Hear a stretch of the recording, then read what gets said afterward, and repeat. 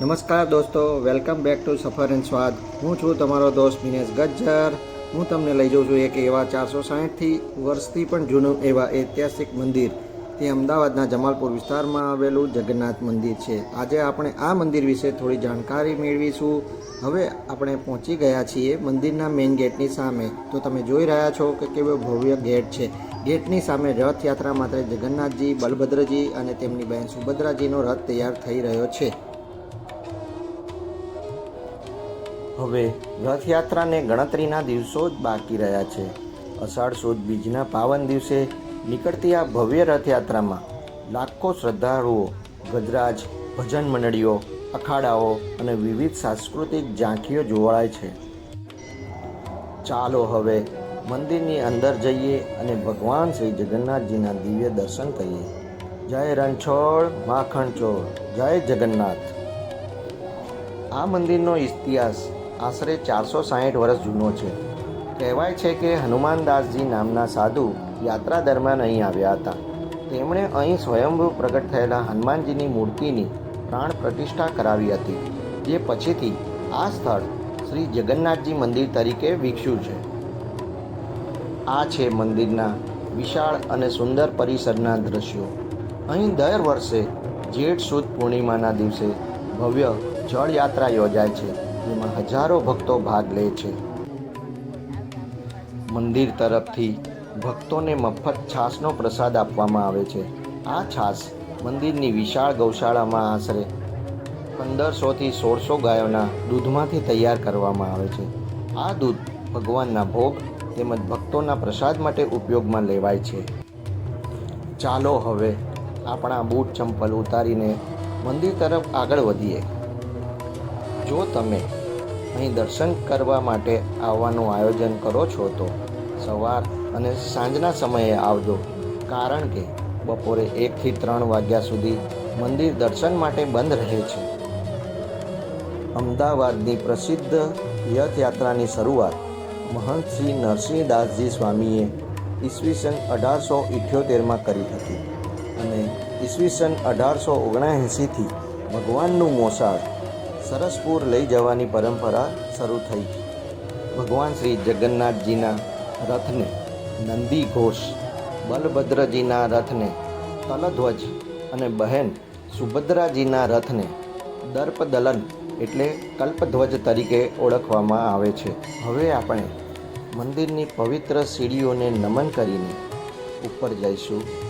વચ્ચે આવેલા પવિત્ર પીપળાના વૃક્ષને વંદન કરીને આગળ વધીએ છીએ.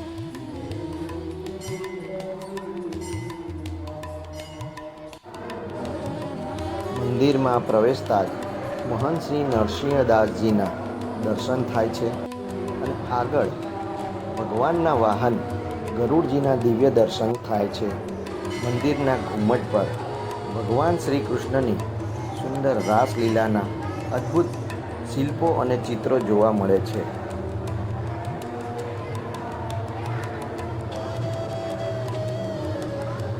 આગળ ગુરુ દત્તાત્રેય ભગવાનના દર્શન કરીને અંતે ભગવાન શ્રી જગન્નાથજી, બલભદ્રજી અને બહેન સુભદ્રાજીના અતિ દિવ્ય અને મનમોહક દર્શન થાય છે.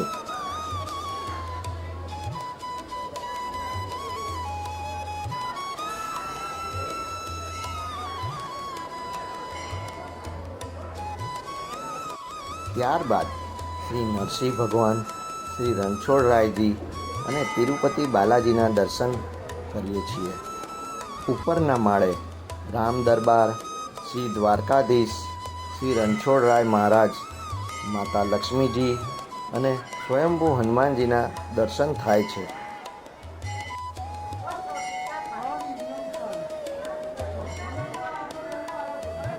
ત્યારબાદ ગર્ભગૃહમાં આવેલા શ્રી રત્નેશ્વર મહાદેવ અને બેજનાથ મહાદેવના શિવલિંગના દર્શન કરીએ છીએ. આગળ સિંદૂરી સ્વરૂપે બિરાજમાન શ્રી ગણપતિ બાપાના દર્શન થાય છે.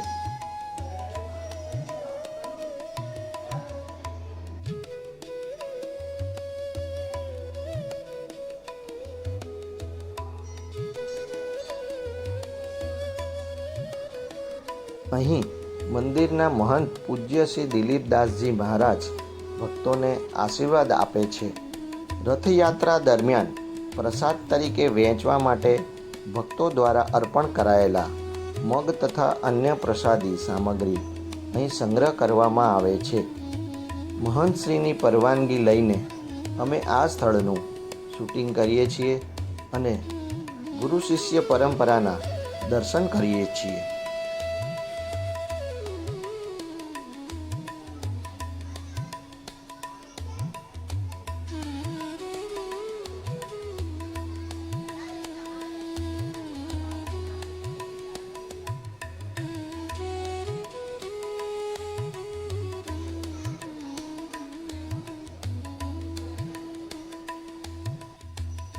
ત્યારબાદ મંદિરની પવિત્ર ધજાને નમન કરીએ છીએ.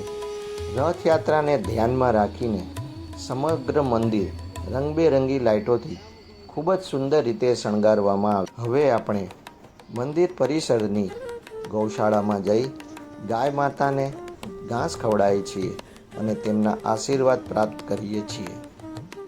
ત્યારબાદ મંદિરના બીજા દ્વારથી બહાર આવી દર્શનાર્થીઓ માટે બનાવેલા પાર્કિંગ વિસ્તાર પાસે આવેલા ગજરાજ એટલે કે હાથીઓના દર્શન કરીએ છીએ.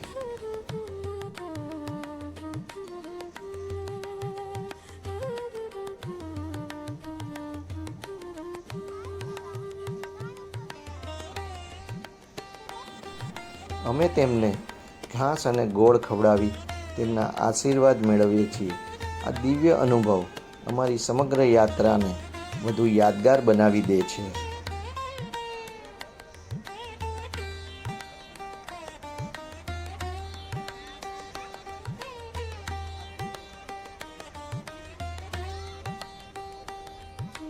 આ સાથે આજનો પ્રવાસ અહીં પૂર્ણ કરીએ છીએ. જો તમને આ પવિત્ર સ્થળની મુલાકાત ગમી હોય તો વિડીયોને લાઈક કરો, તમારા પરિવાર અને મિત્રો સાથે જરૂર શેર કરો. જો તમે અમારી ચેનલ સફર અને સ્વાદ પર નવા હો તો ચેનલને સબસ્ક્રાઈબ કરો અને બેલ આઇકોન દબાવવાનું ભૂલશો નહીં, જેથી અમારા નવા વિડીયોને નોટિફિકેશન તમને સૌથી પહેલાં મળે. Thank you for watching. બોલો જય જગન્નાથ. ફરી મળીશું એક નવા સફર અને નવી જગ્યાના સુંદર બ્લોગ સાથે. જય જગન્નાથ.